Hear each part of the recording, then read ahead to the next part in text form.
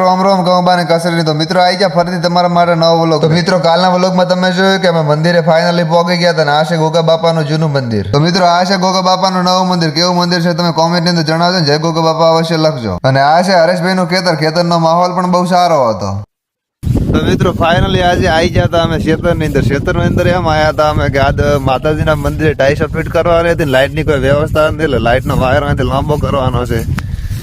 તો જો સોમભાઈ ને હરેશભાઈ બે વાયર લાંબો કરેલા છે. આપણે પણ પકડ લઈને તૈયાર જ ઉભા હતા ડાયરેક્ટ વાધો મારીને બહારથી બોલા. તો મિત્રો આઈડી ને લાઈક શેર ને ફોલો જરૂરથી કરજો કેમ કે આવા તમને નવા વ્લોગ જોવા મળશે કાયમ. વાયરો આજ તો બહારથી બોલાવો અમારા સોમભાઈ પોતે મંદિરના હેન્ડલિંગ છે પાછા.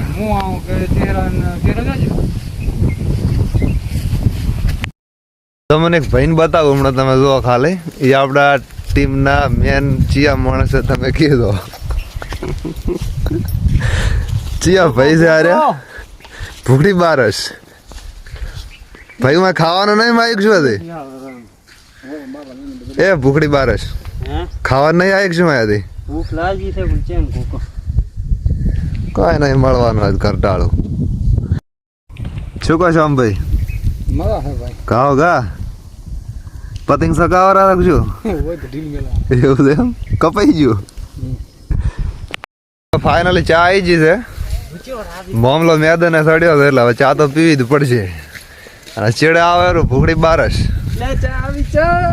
ચા એટલે તો ખાવા નહીં મળે એટલે ચા એટલે રાધી છે ને કાયમ તો સમોસા ને પરોઠા ને એવું જ ખાવતો હોય. ચા જેવા થોડે પાછા પાડો ને ચાવીઓ પકડીને પાછું શું કરે ભાઈ ચા પીવો રાધે એમ ચમ સબા મજા છે એમ ને ચા પીધી તો મિત્રો હવે ડાયરેક્ટ વેડિંગ સોટવાનું નથી પણ વોકડી ચડાવવાની છે ને આવું ભાવે તૈયાર ક્યાં હે ભાજી